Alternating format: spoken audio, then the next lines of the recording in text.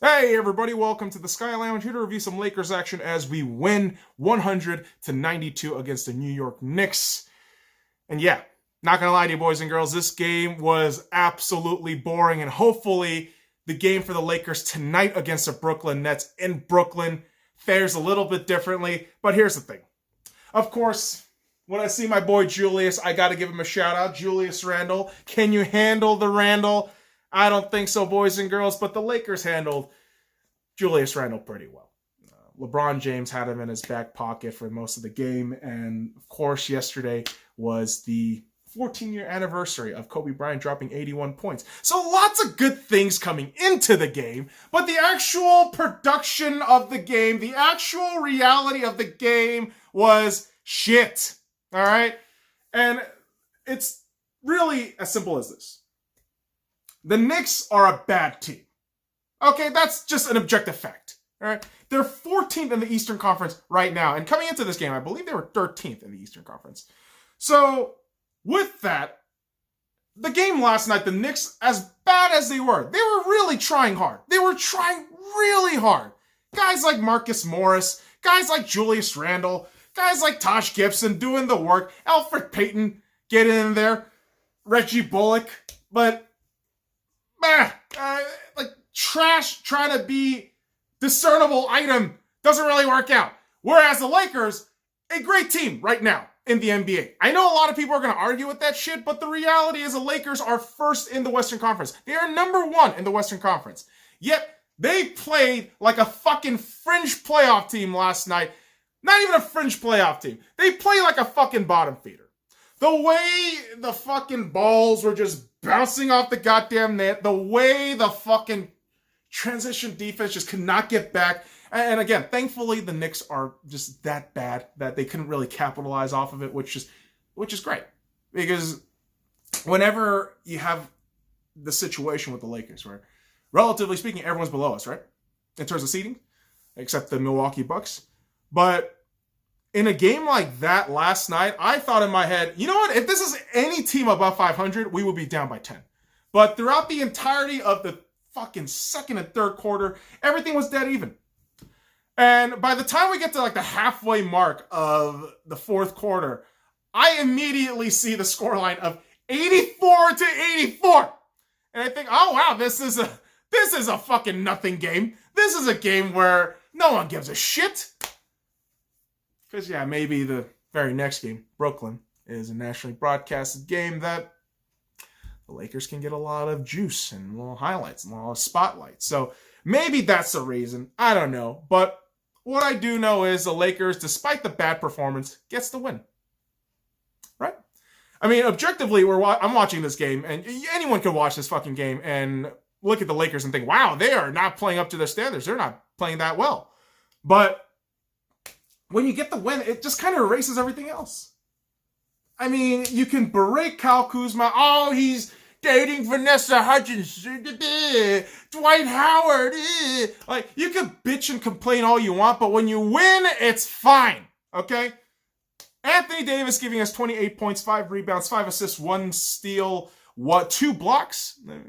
Great night for AD. Absolutely great night. But again, all I can really say is we could list off the points, and I will. LeBron James giving us 21.6 rebounds, 5 assists, 5 steals. Incredible. I mean, absolutely incredible stuff in terms of stats, but like the overall game was just But thankfully, in an ugly game like this against the Knicks, we got our guys getting points, getting grinding the results out. Guys like KCP, Alex Caruso, Danny Green, Avery Bradley, just doing the fucking work. And yeah, they might not show up on the stat sheets in terms of points. And I know that's what everyone is fixated on nowadays with the NBA. Oh, he scored 30 points. Oh, he scored 20-something. Well, you know what actually matters at the end of a fucking basketball game? Who has more points than the other guys? Wow, yeah. So, in my eyes, if you're going to fucking start dissecting the Lakers on individual performances and individual games, and you look at the Knicks game, you're going to think, oh my God, D+ at best, maybe C-. But You still passed. You still won. So we could bitch all day. And I know people are going to bitch all day. Oh, we should trade him. Oh, we should trade that guy. Get fucked. All right? Just watch what this team is doing.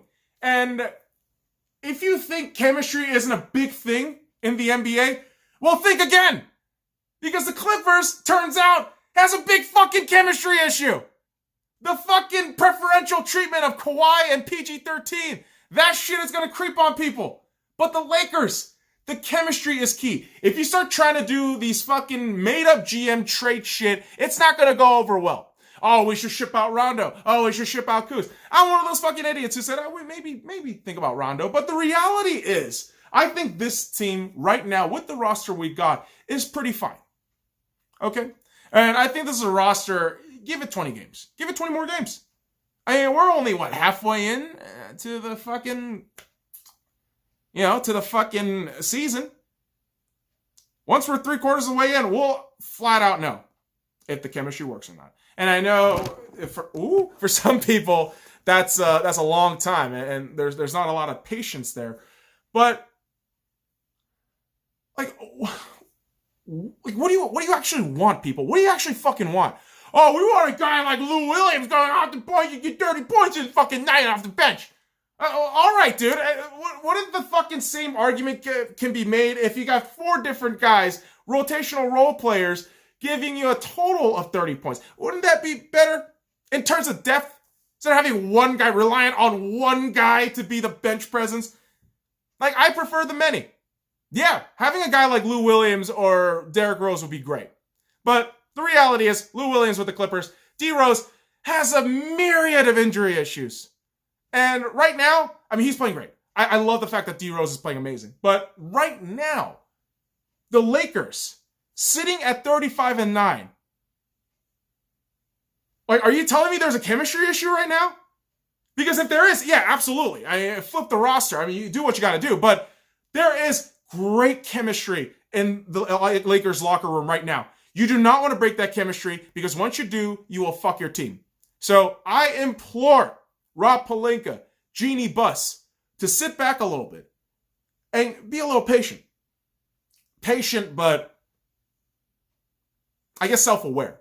Because remember the last time we wanted to do all this shit of, oh, maybe we should trade, maybe we should get all this shit.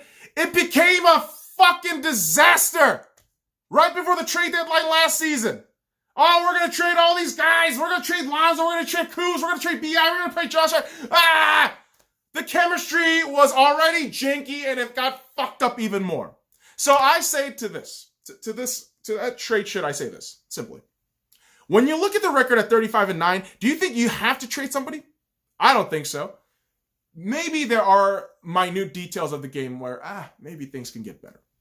But I think from what I've seen in 40 some odd games with this squad, I don't really think you have to make a roster change. I really don't think you do. And I know there's going to be people that disagree with me. But the reality is, that's sports ball. You're going to disagree. But in my eyes, the Lakers, I think, are good enough right now. I think we're being a little bit too impatient with guys like Kyle Kuzma, where we're only seeing what we want to see. And what we've seen from Kyle Kuzma is that rookie season, unbelievable for a number 24 overall pick to do what he does. It's unbelievable stuff. But bottom line, boys and girls, is got to be patient. When the Lakers were bad, I preached patience. I did. And even when they're good right now, I am preaching patience. The trade deadline soon, but I wouldn't trade anybody right now. I really wouldn't. If we can add a player without taking away a player, I'd be fine with that.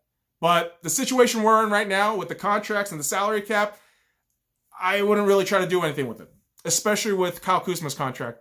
Less than $9 million for 2 years remaining with the restricted free agency clause right after that shit. Kind of moronic if you want to fucking send him over. So that doesn't it for me, boys and girls. I'm going to go ahead and watch the Brooklyn Nets game now. So, boys and girls, if you can, follow me at the Sky Lounge and all the links in the description below. Like, comment, subscribe for more daily content. Let's go Lakers. Now fuck off.